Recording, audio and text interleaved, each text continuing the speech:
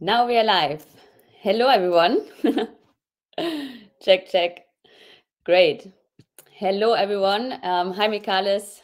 Hi, Mark. Nice to be here with you. Hello, hello. Likewise. Hey, hey. Hey, everyone, for who's online with us. We are very happy to have you here today for an educational session about child bounties and bounties overall on Polkadot. Mainly, we might discuss Kusama as well a little bit. My name is Zoe. I'm one of the 3 curators for the Events Bounty and also Global Head Ambassador for Polkadot. Also work with Fala, with the Fala Parachain, but mainly focusing today here about the Polkadot Ambassador initiatives and the bounty initiatives that we have designed in the ecosystem. Yeah, I see already people saying hello. Please, guys, feel free to introduce yourself in the chat. Let us know where you're based at the moment, what's going on, to create a little bit of this conversation. And I would also like everyone to encourage to use the ask a question box whenever you guys have a question throughout the whole session today. Feel free to ask them there, and we will directly guide them through all the speakers here today.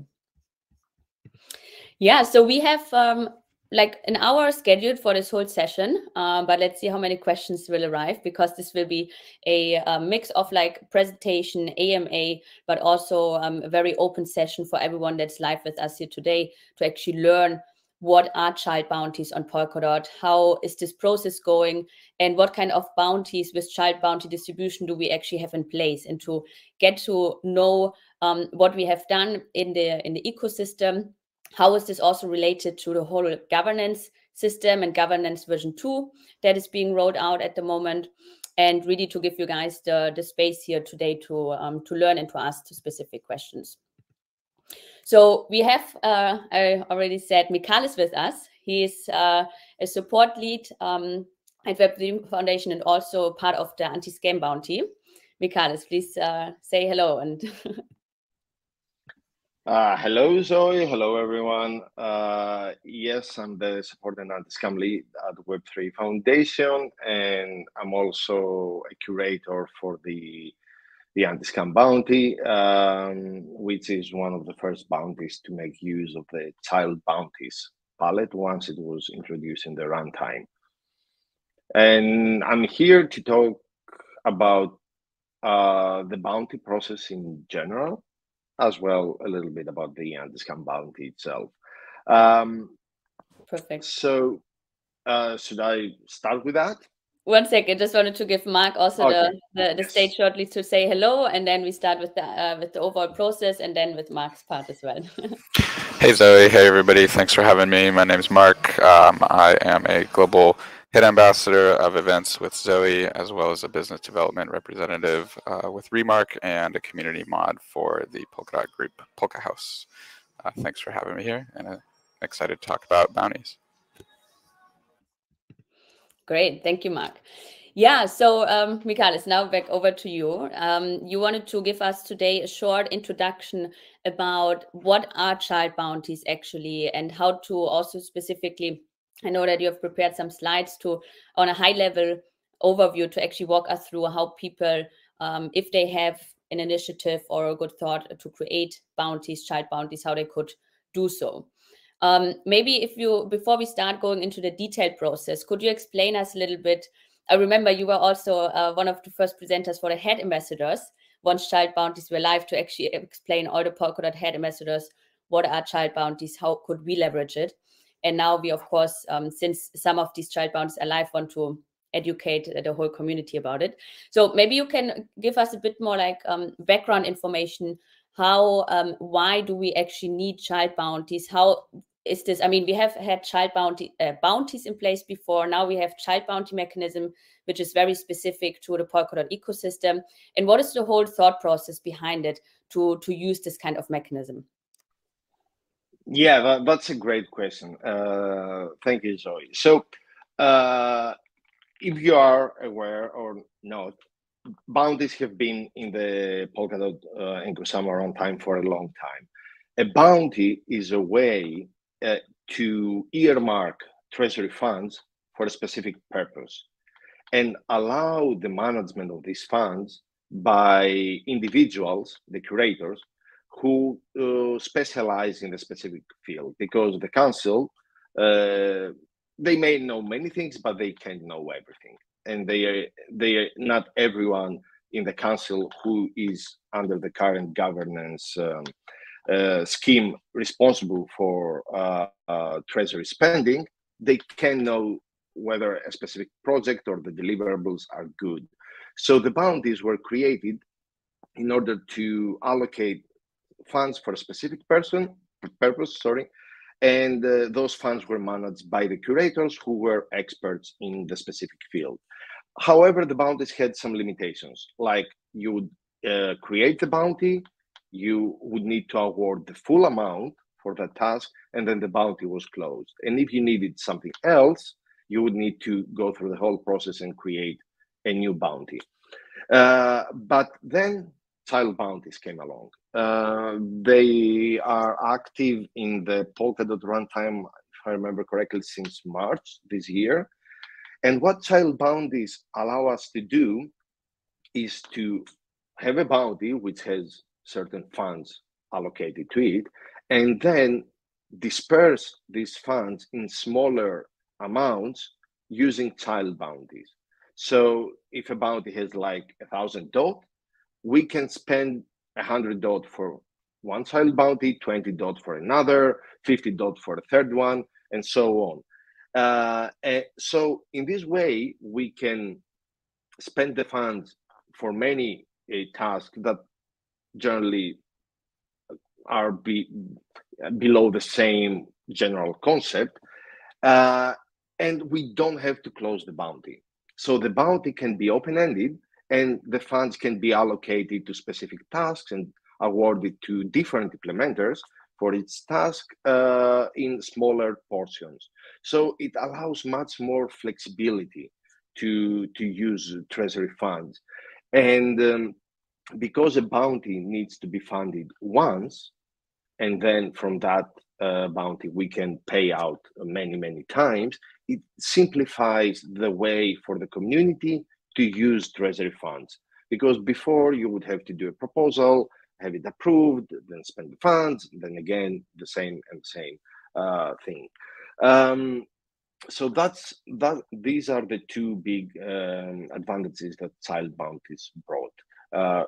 The bounty is open-ended, and if it runs out of funds, it can be topped up additionally, and the funds can be spent in small chunks to different tasks and different implementers.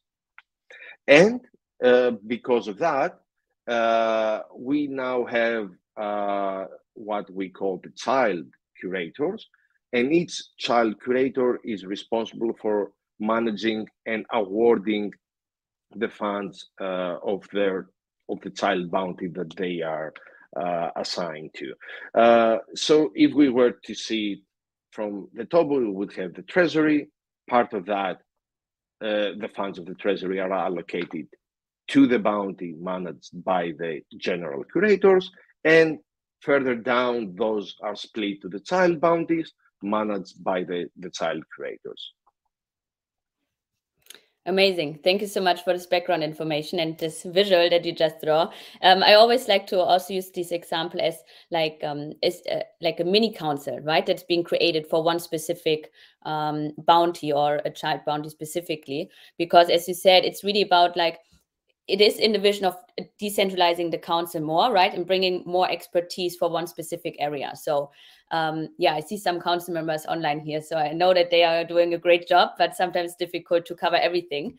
And that's why we have specifically on Polkadot some of these child bounties or bounties with child bounty distribution online already. We have for now the anti-scam bounty, right, that Michalis will cover later as well as the global events bounty. And on Kusama, we also have some other ones, but today we focus mainly on the Polkadot bounties. Very good. Okay. Regarding the overall process on how to actually create a bounty and so on. Just before we start on this, are there any requirements for anyone? Like, how could you, when you think, hey, I want to do something, I heard there's an anti-scam bounty, there's an events bounty, are there any requirements that someone needs to bring to actually create a proposal for it? No, not really. I mean, obviously the proposal is judged on its own merits, and having some expertise in the field that you want to engage in is obviously something that needs to be considered. There is some requirement for a deposit in order to propose the bounty that the proposer needs to put in, which is slashed if the bounty is not funded. But other than that, the requirements depend on what you're proposing. I mean, if you're proposing something that has to do with security, some security background is justifiably needed to say, okay, I know what I'm doing and I know where I'm coming from when I propose that. Other than that, somebody would arguably ask, what is your expertise? What is your background? But other than that, no, there are no requirements. Anyone can propose something to be funded for a bounty. Yeah. Okay. I mean, it's like also there's a process for actually submitting the curators for this bounty, right? You can make an idea, I want to have this bounty, but who are actually the curators? And then the council also, makes a decision on this with recommendation. Perfect. Yeah, let's jump into the process. Maybe I think this will be a good intro for everyone to understand what we are actually talking about, how this all works, and what the process is behind it. If you want to. I mean, that was a very good segue. Let me share my screen, and please let me know if you see it. Yes.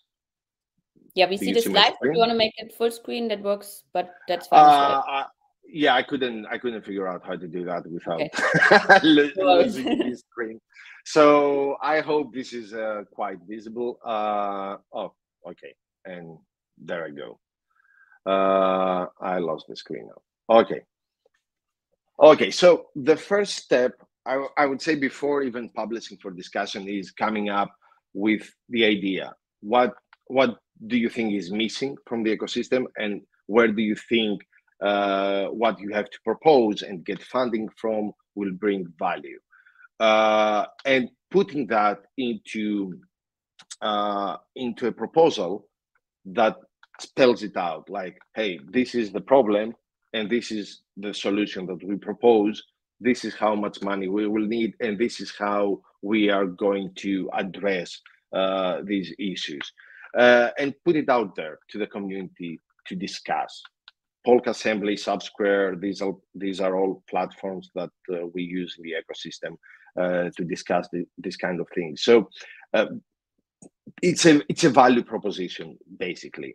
The more complex, the more funds a bounty requires, the more detailed the proposal needs to be to show to the community and to the council that, hey, we understand the problem and we understand the solution, and these are the steps that we are going to take. These are the rules for the participants, and whatever other detail you feel is needed to fully express your idea and your proposal, and also being available to answer questions if those arise. It's not that much different than putting out a proposal for a referendum, which will be the case under OpenGov, or aka Governance 2.0. But for the time being, under Polkadot, it's the council that will decide whether this proposal will get funded. And after the discussion, and assuming that any feedback is taken from the community, any adjustments made, and the proposal is good to go, then the next step is to submit the bounty for approval by the council, at which point a small deposit is withheld. If the bounty is approved, then the deposit remains there as long as the bounty is active. If it's rejected, then the deposit is slashed. So after the proposer submits the bounty, it is voted by the council, and if it's approved, then it is funded for the requested amount for the whole bounty in the next funding round. Funding rounds happen every 20 days on Polkadot, so it could be anywhere from 27 days to 1 day, depending on when the proposal passed the council vote. And once the bounty is funded, then it passes on to the funded state, at which point the decision of who will be the curator of the bounty is made by the council. However, it is preferable and advisable that you already know and propose the composition of the curator along with the proposal, so that the community and the council know that this bounty will be handled by people that know what they are doing and are involved in the community or have some track record. So although the curator account that will control the bounty is submitted after the bounty is funded, it's good to have the composition public beforehand. And once that is done and the bounty has a curator account that controls it, then the bounty is considered active, and the curators can start creating child bounties and awarding implementers for their work. Now, I'm using the term curator and curators interchangeably, but from the change perspective, the curator is an account, a single account that controls the bounty, and each origin is the one that can issue extrinsics that relate to that bounty. However, behind that account usually are more than one person. Usually the curator of the bounty, what we call the general curator, are many people, 3, 4, and the account, the curator account, is controlled through a multisig. So usually no single person will control a bounty, because we want accountability and we don't want somebody being making all the decisions by themselves. We want a team of experts, of engaged community members that can make decisions for the bounty based obviously on the proposal that they have submitted. So far so good. Everyone with me? Yeah. No, that's great. Guys, if you have questions, feel free to ask them here. Just want to add to this, Michalis, because it is very important to understand that as Michalis said, that there are like more people behind managing a bounty, because if you check the bounties, they actually received quite a high amount of funding, right? And it's a lot of responsibility to actually manage this fund in a responsible way. And once this bounty is active, the council trusts these people that are behind it to really execute in the right manner. Of course, they're like tracking processes and like these kind of things in place, but it is really important that that you're also sure to take on this responsibility, and that the council can also see these are people that actually executed with the right intention. So just wanted to mention this here. Yeah, very good point, Zoe. And it's the simplest fact that because multiple people need to sign a transaction to take any actions with the bounty, the mere fact that there are more than one pair of eyes looking at the transaction prevents mistakes from happening. One curator might not create the extrinsic as it should, another curator, before they sign it, might catch that error and say, okay, there is a mistake here, let's do it again. But what you said is absolutely correct. The curators, whether the general curators or the child curators, are accountable towards the community because they handle those funds from the treasury. It's not the council anymore, it's not the community, they do that. So accountability is, I would say, a requirement for submitting a bounty and participating as a curator in a bounty, because we have to account for our actions against the community and say, hey, this is how we spend those funds according to the goals and the rules of the bounty. And before I move to, oh, come on. For some reason, keeps putting me in. Okay, before I move to the second slide, I will move to the third. Some tips and tricks to clarify some of the things I mentioned before. So as I said, the curators, the people are many. The curator account is one. And the best setup in that case is to make the curator account a pure proxy controlled by a multisig, which is controlled by the curators of the bounty. That way, if the composition of the curators changes, it's easy to switch out the multisig controlling the pure proxy. You create a new multisig with a new composition, add it to the proxy, and remove the previous one. We have already done that 4 times for the anti-scam bounty.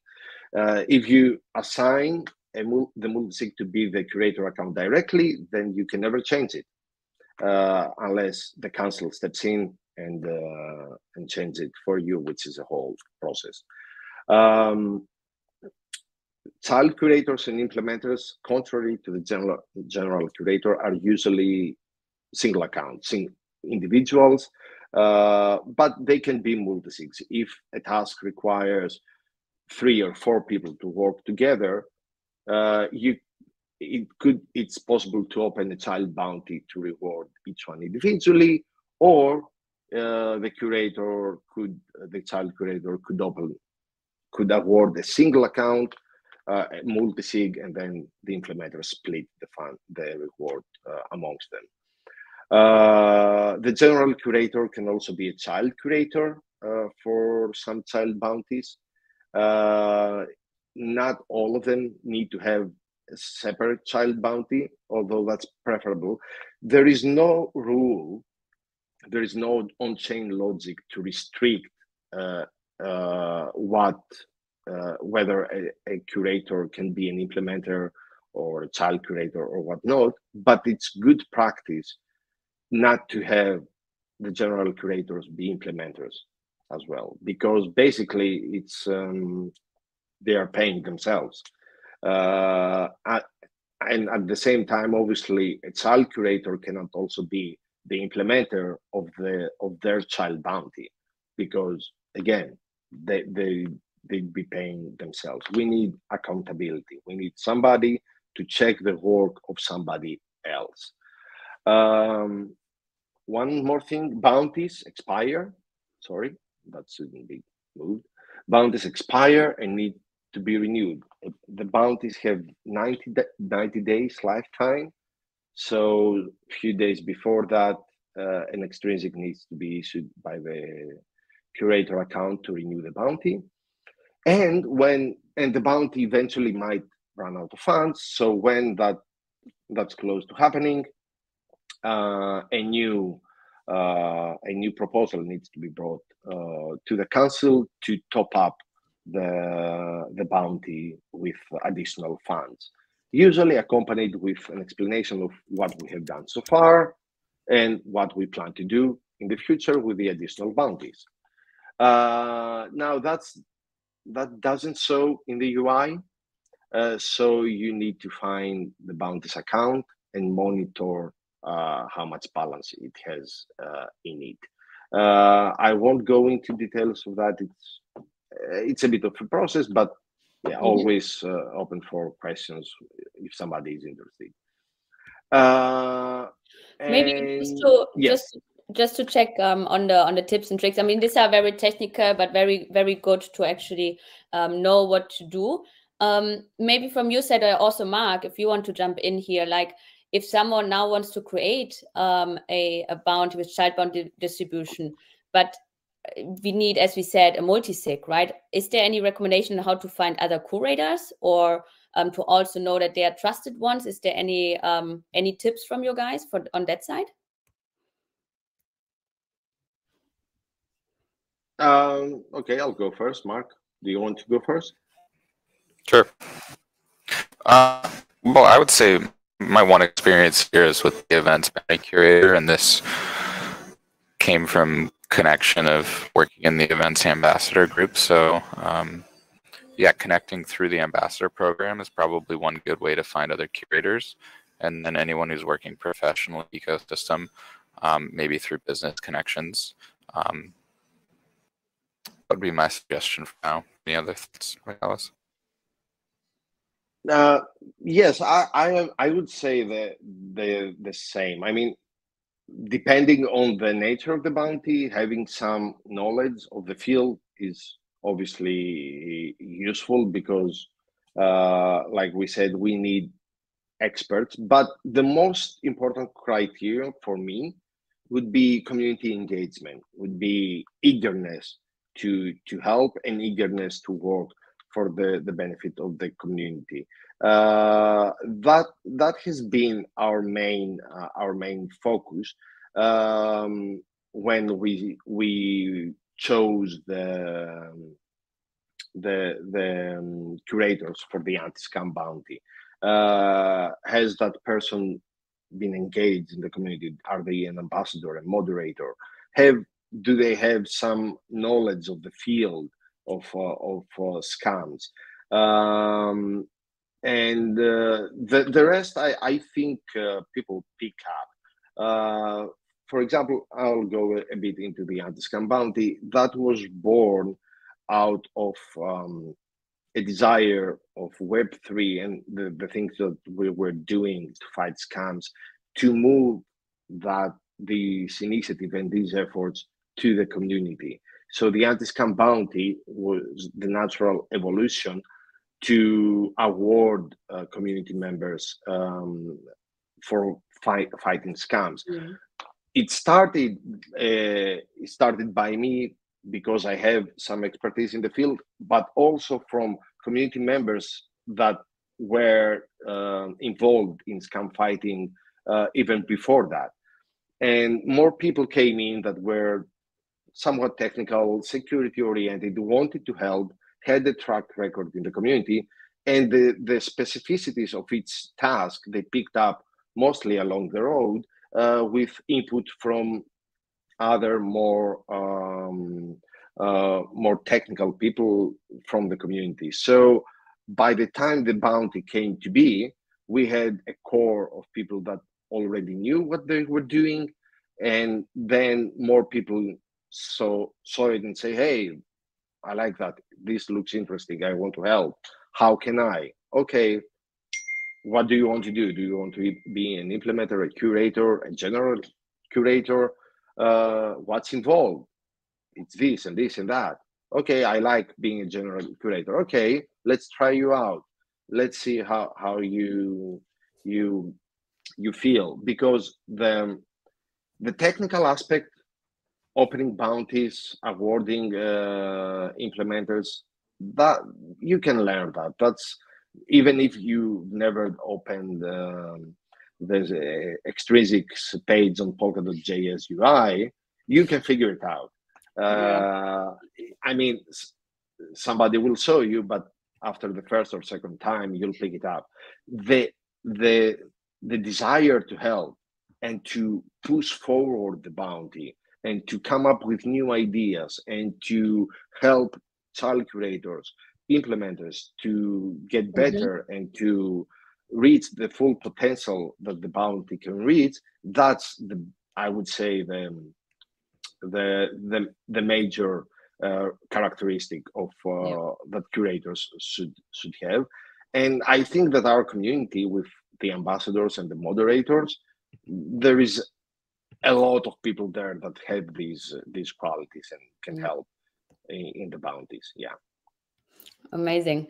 You put it very beautifully, and it's also Mark's point, like really emphasizing again on the ambassador program, which helps you. But I think it's really also important to be an active community member, and as you said, Michalis, really care about the topic that you would like to propose.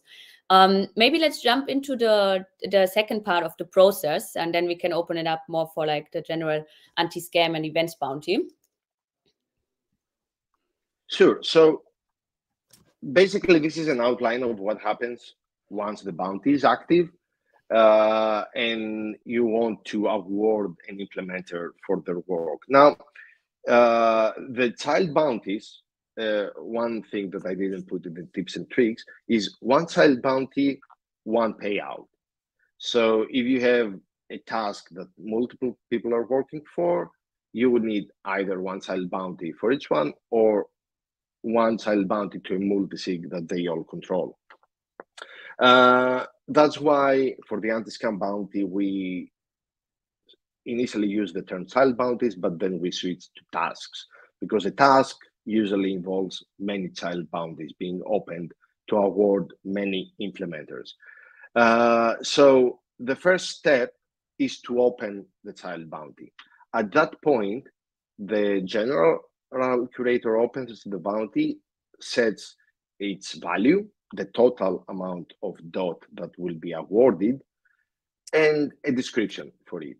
And once the bounty is open, it gets a unique index that's about that child bounty. Now, that could happen before the task is completed. The general curator might publicize that, hey, we want this thing done. This is the reward, the bounty is open, and everything else can happen after. Or the curator could already be there monitoring the progress, and once the task is complete, they open and award it basically the same day. That's what we usually do with the anti-scam bounty. So once the child bounty is open, then the general curator proposes who the child curator will be and what their fee will be, because the child curator gets paid for their services. That fee is subtracted from this value. So this value should be what the implementer should get plus what the child curator should get as their fee. The next step is that the child curator, yes. Because just to interrupt you, but maybe you can make it a bit more like practical. The implementer in the anti-scam bounty, for example, would be someone that reports a scam, right? And then the curator is someone that reviews it, or how could you just make it a bit more practical? Yes, of course. So for the anti-scam bounty, we have the first task, which is to find scam sites and take them down. This is not an open task. I mean, not anyone can say, hey, I found this site, I took it down, I get a reward. There is a team of people that does this. Community members and ambassadors are currently eligible to participate. So every month, the curator will check to see how many sites they found and how many sites they took down, and award them based on the sites that they took down. So let's say at this moment we have three implementers and one new one that is trying things out. So at the end of the month, the curator will say, okay, implementer one found this many sites, and that's the reward. Same for implementer number 2, same for implementer number 3, and we'll post everything on Polk Assembly for the whole community to see what we are doing. So once that's done, the general curators open the bounty with the one child bounty for each implementer. And basically what we do is we split the curator's reward into 3 pieces, and add 1/3 into its child bounty. So we want to award the first implementer, we open the child bounty, get whatever the reward is for this month, add 1/3 of the curator's reward, and that's the value. And the description is usually something like task 1, November 2022, / the implementer's username. Once that's done and we get the ID, then we do another extrinsic to propose the child curator, which is the same one every month, the curator of the task, and their fee, the 1/3. Then the child curator accepts, and then the control is with the child curator. They control that specific amount of the child bounty, and the next step is that they do an extrinsic to award the child bounty to the implementer. Then once that's done, 8 days need to pass. This is a safety measure, a safeguard.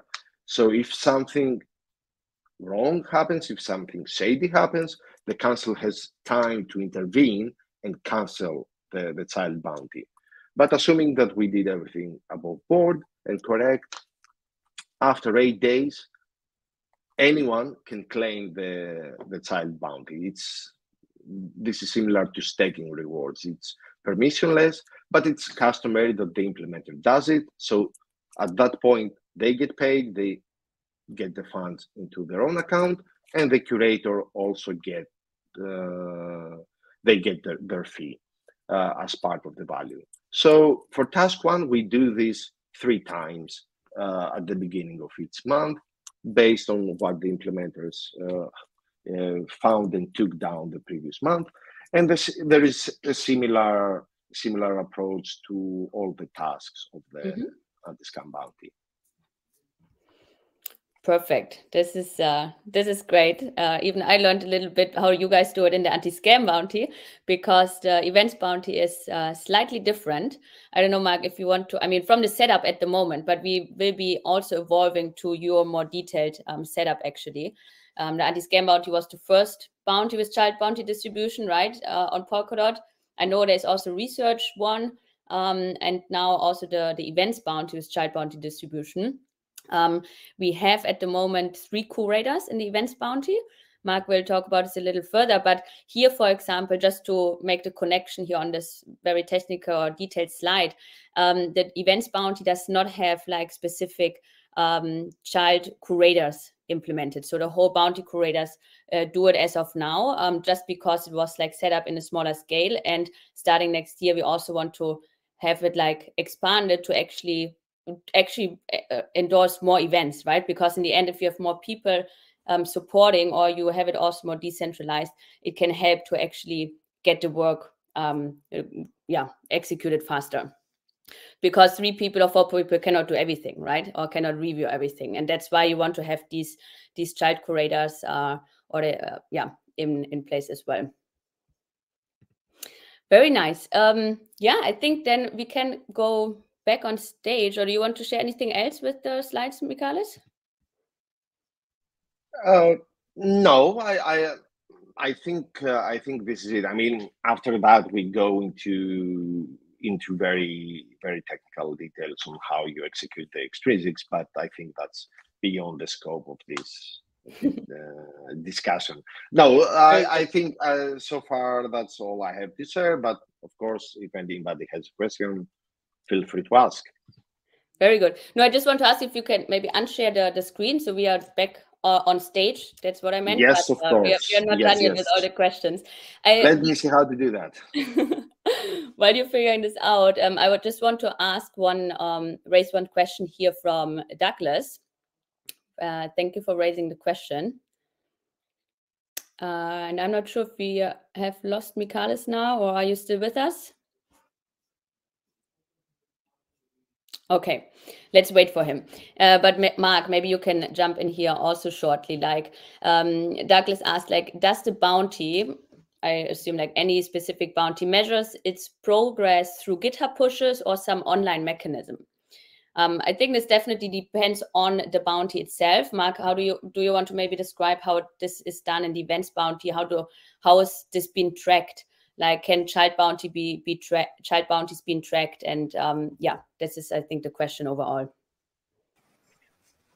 Yeah, absolutely. So, I mean, aside from tracking on-chain through Polkassembly, we've also been keeping a Notion page with public details about applicants for the child bounty, and we'll get more into the structure and purpose of the child bounty as we go through this. But for now, yes, there's on-chain data on Polkassembly and also a Notion page that we're curating. In addition to curating the bounty, we're curating the information about the bounty as well. Very good. Thank you for adding this. And what did I want to add? And also important, so what I said in the beginning, that this is like a responsibility that, or let's say a trust, right, that the council gave us. We, of course, as bounty curators, also have to report back to the council itself. So it depends. It's mainly like a 3 months period. Then you have to write a whole report. Have you spent the money in your overall bounty? How did you distribute the child bounties? And then the council can review this whole report. Right. Oh, cool. Michalis is back as well. Let's jump a bit more into the events bounty then, Mark, because we heard already from Michalis also like how the anti-scam bounty was created. The events bounty is live now since around 3 months, and I I could open the Notion page now, but I'm very, very proud of how many events we have sponsored and funded throughout the last 3 months. It's incredible. Much faster, of course, than what would have been possible going through the council, because again, it's like really specialized on these kind of events, and it's like ambassador events, bigger events, conferences, as well as hackathons. So we have like a whole spectrum. But Mark, yeah, maybe introduce us a little bit. What is the vision of the events bounty, and how does it work overall? Yeah, absolutely. So the purpose of the events bounty is to create a process for rewarding individuals and organizations who have been already or want to educate communities about Polkabot and Kusama and help grow the substrate-based community. It also acts as kind of a consolidated hub for supporting bigger events such as conferences, what we call extraordinary events, as you mentioned, Zoe. And then one other kind of pro point here is that it allows for funding that could be fast from normal Treasury proposals. We can get a child bounty through something like 20 days quicker than a full Treasury proposal. And it allows kind of the council to break up the work into a little bit more of a specialized segmented process, right? So maybe not all council members are specialized in events or like searching for anti-scam content or reporting scam content. So being able to fractionalize that work is important as well, and we can all get a lot more done that way. And what is also important to mention here is that it the need came also from the need from ambassadors actually doing events, right? Because there was the need to reimburse them in a faster or better way than always creating like tips and these kind of things. As Michalis explained in the beginning, you have like a funding once and it's much easier to distribute it, right? And that's why the initial thought on the events bounty was, okay, how can we actually use such a mechanism for the ambassadors? And then we saw that there was such an increase of interest. The council even asked us to expand this kind of child bounty, where we now are even able to fund conferences and hackathons, which are maybe also submitted by not Polkadot ambassadors, but community members. Because multiple purchase. Okay, I will take the other question from Laurent here later on. Let me maybe go a little bit about into the events bounty. So Mark, if someone wants to apply for funding for the events bounty, because here again it's a bit different, right? The anti-scam bounty is of course also to reward people, but there are always mostly people that are doing jobs on a recurring basis, Michalis, right? Yeah, so the events bounty is a bit different because here you could come in and ask for a reward as ambassador, which is like, of course, should be a recurring basis, but it could be also that you're a community member and you want to get funding for an event, and this can happen once a year, you know, so, or once in a lifetime, depends. But here it's really, really different. How would be the process, Mark, to actually then apply for funding? Yeah, good question. So this kind of gets into the structure of the bounty. We broke it up into two different categories. One is for meetups, so ambassadors, smaller in-person or online events, and then there's also the extraordinary events that we mentioned. So requirements, there's some that are needed for both, and then there's a couple for each that are specific to the type of event. So general requirements include having hosted community events before or attending working group calls. This would be for like the smaller meetups.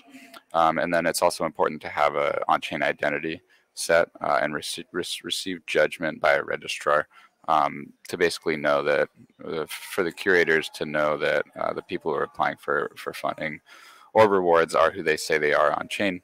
And then for the extraordinary events specifically, the applicant needs to have a background in the .sama ecosystem.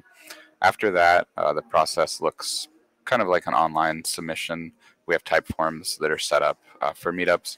This includes a basic proposal, a summary, and photographs of the event, since the meetups are rewarded post hoc after the event has taken place. And then, yeah, again, the on-chain identity. And for the extraordinary events, we need to see a lot more information. This includes a detailed budget, the supporting documentation, like really well documented support for the budget. This makes it really easy for us to just go through and see the seriousness of this kind of proposal, so that we know who the people who are funding or who are hosting these events are doing so in a professional manner. And then there's also a post prep that's required for extraordinary events. So after the fact, again, another submission, a separate submission, is to submit a summary of the event, include pictures, thank you letters, make sure they're out to any speakers, and then a post-event survey for feedback purposes. So as curators of this child bounty, we need to see all of these things, and the more documented these events can be both before and after, the easier they are to get through. Amazing.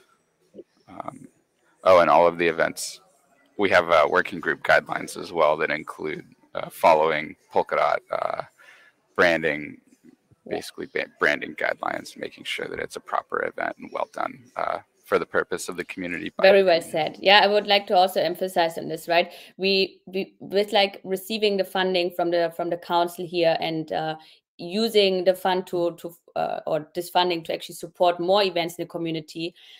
We are maybe fast in the execution, but it doesn't mean that there are less requirements, right? So it's just that you, Elodie, who's also community manager for the Polkadot ambassadors, and myself, we are just very close on the events that are happening in the community or the ecosystem, that we maybe can say like, yes, this is a valuable event, right? And it makes sense to fund it. Or let's say they have 2 weeks, but it's not possible to execute this kind of event.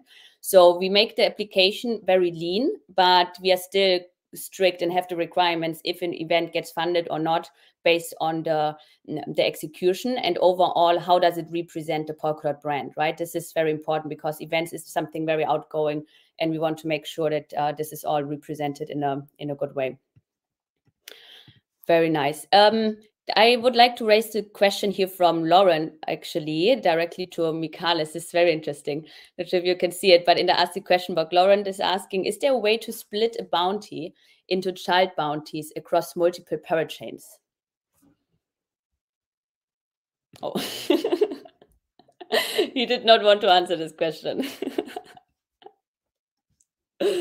Yeah, let him come back, because I think he has the best technical answer to this, based on his slides that he was just presenting. Maybe before we go into this question, are there any challenges, Mark, that you're facing at the moment? Like actually, like maybe like it can be in any way, right? Like working with the team, because it's like a very close exchange, like creating bounties? Are there any challenges, or is it a pretty smooth experience for you as a curator? What would you say to this?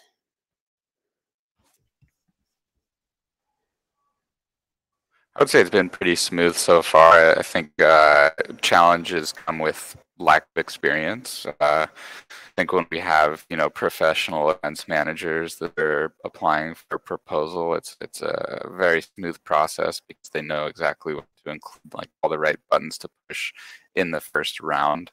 And then as as a curator, sometimes we have to come back and ask, okay, hey, we need, did you get this number for $10,000 for venue? Can you provide a quote or whatever? And so it's these figures present the first time around, and so having to exchange back and forth can be challenging with follow-up, and then of course with the understanding that we're all here together, all learning and contributing to the experience and helping people throw events. So no one's going to get it the first time around, and yeah, it's much easier when the proposal comes through smooth. That's true. Yeah, I can just support this. I mean, one thing, but we all know, right? Like the whole process of actually creating a child bounty, or like creating the curation and execution child bounty through Polkadot.js could be improved.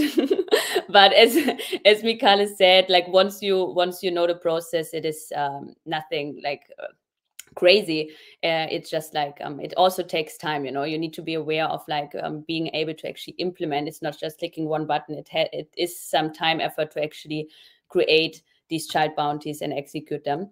But yeah, maybe will be some updates on the Caesar experience soon as well. And on that note, I'd just like to say out there for anyone who's listening and thinking about applying for a child bounty in the events arena, get your on-chain identity set up sooner rather than later, because this is often the holding point, the bottleneck, right? So we need to see an on-chain identity. And if you're thinking about hosting events anytime now or in the future, it's probably best to just get that on-chain identity going now. Great point. Yeah, thanks, Mark. Okay, Michalis is back on. Yes, you are a Crowdcast newbie, but this can happen. No problem. Let's try to answer this question again. Yeah, let's hope it doesn't happen again. Before I answer the question, I wanted to point out that from what I described a little bit about the anti-scam bounty and what Mark said about the events bounty in Zoe, I think it's clear that one of the very, very useful things of bounties and child bounty is the flexibility.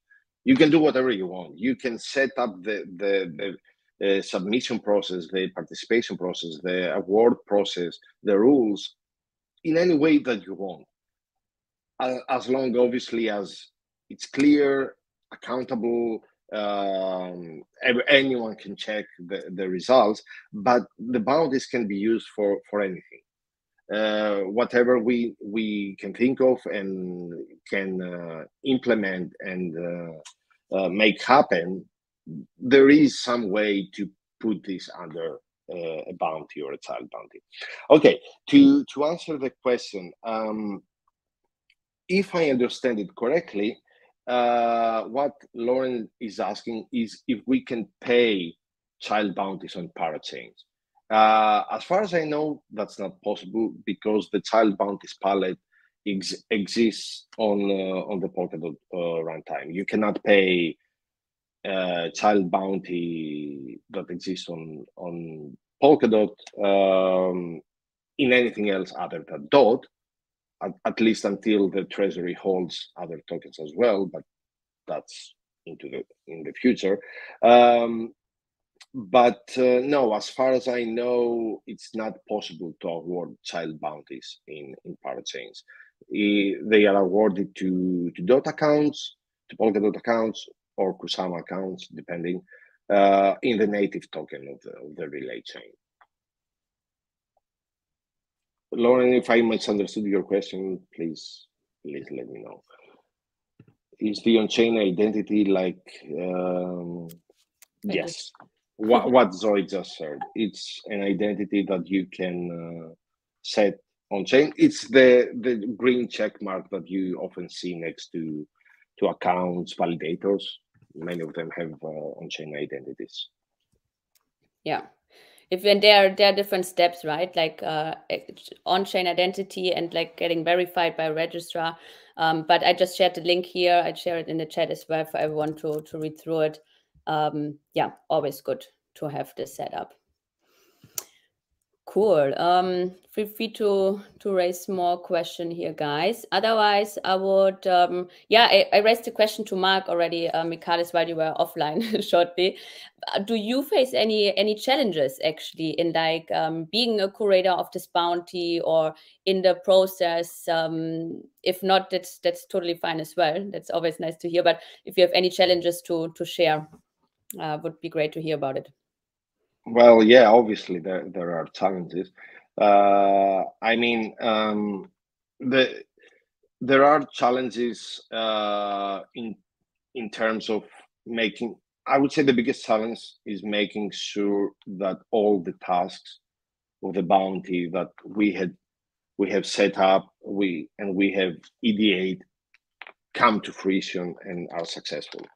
There are challenges in making sure that the implementers and the curators, because everyone have their own lives, and these tasks take time, to motivate and to make sure that everyone is on the same level.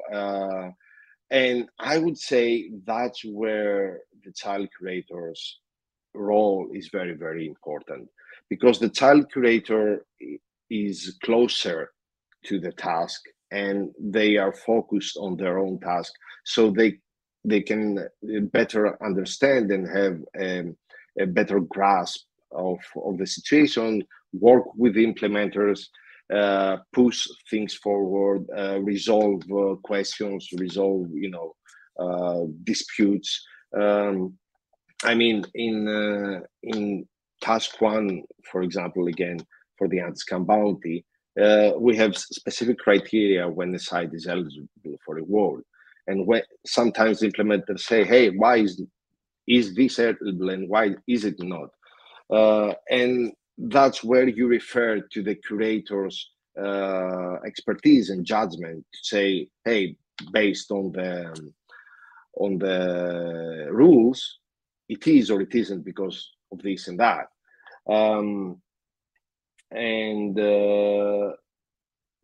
But specifically for the anti-scam bounty, I would say the biggest challenge is to make sure that it's fully under the community's umbrella, because it started from Web3.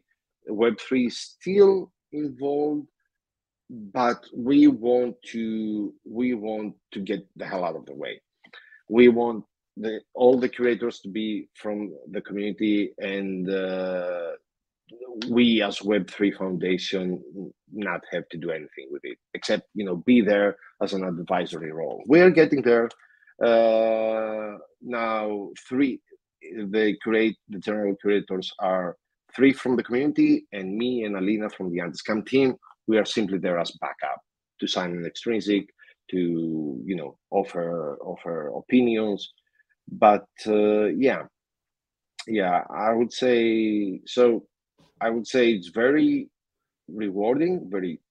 It has its challenges. Yeah. But I shouldn't have anything to do with that.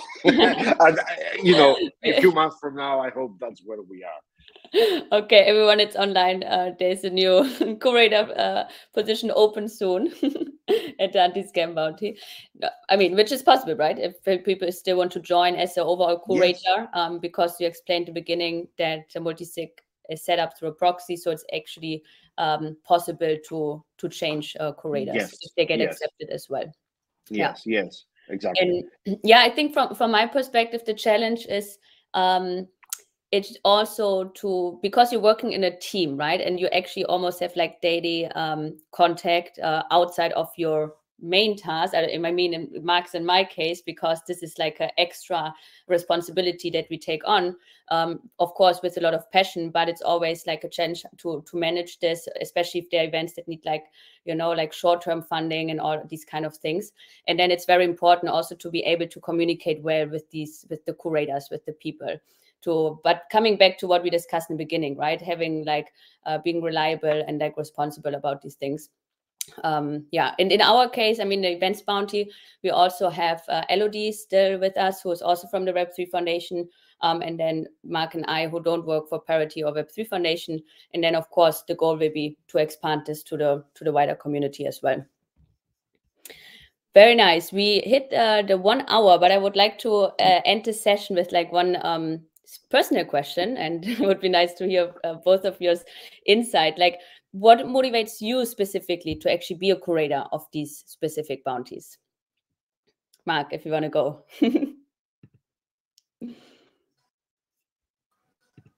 Yeah, absolutely. So, I mean, I love events. I have a background in events. Something weird motivates me to go build art in a desert and burn it down every year. And the gathering of people is really interesting to me, and a space and opportunity to share ideas and knowledge and connect. And so being able to do that for something as what I feel is as important as the crypto space, and in particular Polkadot, is important to me. And it's also part of my personal history with the Polkadot network. I involved in the ambassador program 3 years ago at a blockchain conference because I wanted to enter a crypto ecosystem via an event. And so I hope that in some way I can give back and support the community and the work and the ecosystem. And we can all be successful and grow together and have some fun.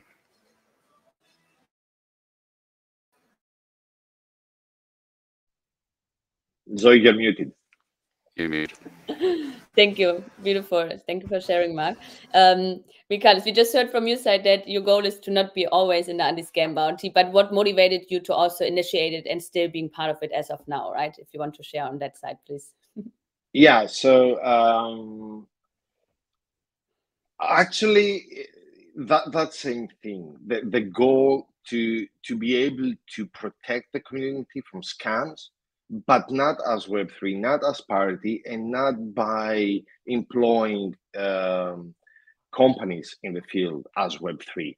We wanted to create anti-scam efforts that are decentralized, managed by the community, and live on chain.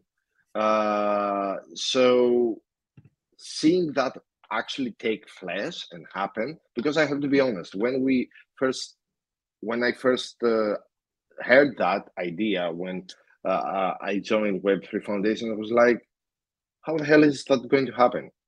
How can you do that? And being there a year and a half later and actually doing that and moving forward and decentralizing and potentially bringing the anti-scam team on chain as a collective, and doing all these things with the bounty, I think that's amazing. I'm not aware of any other chain that can do such things. And yeah, that's what motivates me to innovate in that regard and see, okay, how far can we push it? How decentralized can this thing be? And how can the community protect itself? But so if you allow me, I saw Lauren just put a follow-up. Lauren, I have to be honest, I don't know. I don't think it's possible right now because the accounts and the people involved need to have accounts on Polkadot or on Kusama, depending on where the bounty lives. But I haven't looked into it. I would say it's not currently possible, but I'm sure something, especially probably with the breaches, have. I don't know. I don't want to give you false information, but I don't think it's currently possible that let's say a parachain or an account on a parachain can directly participate in a bounty. It would have to be the account on the relay chain, I would say.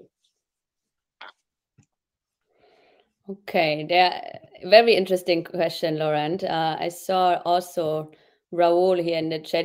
Maybe he has some thoughts on this as well. But I mean, it's more like a technical question, and maybe there will be some tools developed, you know, to actually create this, because the thought is very nice. Very cool. Yeah, but thank you so much, Michalis. Your insights were also very beautiful regarding like overall getting back to and summarizing what we learned here today, also to really like pushing forward a more decentralized, let's say, council, first of all, but a whole decentralized community, right? And this is where we as Polkadot really lead, specifically on the governance side.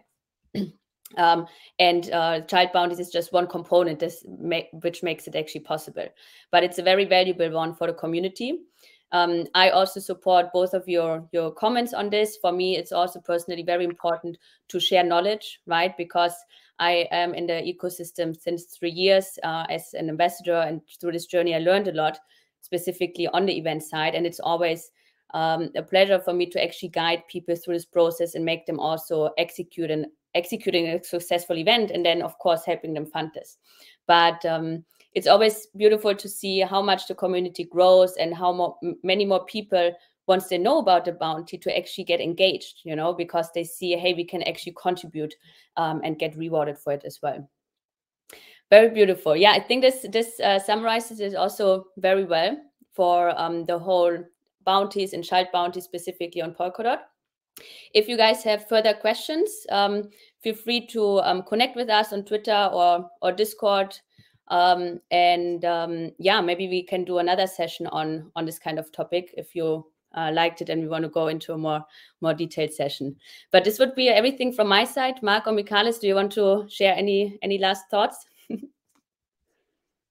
No, thank you, Zoe. I just shared the Medium article about the anti-scam efforts, and it's you know, if anyone is interested to know of the whole process for the past year and a half to get us here. But other than that, oh, one final comment: what I said applies to Polkadot and still on Kusama to some extent, but with OpenGov, the council gets deprecated, basically. Sorry, Raul. And the process to create the bounty now relies to the community, and it will be, take that with a grain of salt, but probably under the treasurer track, depending on the size of the bounty. So after the discussion, the submission would need to go as a referendum on the proper track to be voted directly by the community. Other than that, I think the process will be the same. But yeah, that's something to look into for Kusama bounties and Polkadot in the future.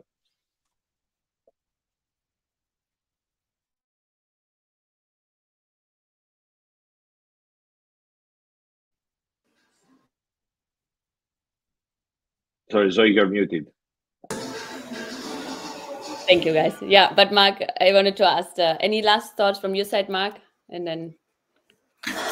Yeah, I just want to thank everyone for joining us today. If you guys have any questions about events bounties, or feel like hosting a Polkadot or Kusama event in your area, or want to explore an extraordinary event, we're super open to learning more about your thoughts and excited to hear what you have in mind. Feel free to ping us on the Polkadot Discord. And yeah, let's host some really fun events all around the world. Great. Very, very nice final thoughts. So yeah, thank you everyone again from my side. Also, thank you, Michalis. Thank you, Mark, for joining and sharing your experience. And yeah, hope to see you all soon on another session here on Crowdcast. Thank you. Thank you.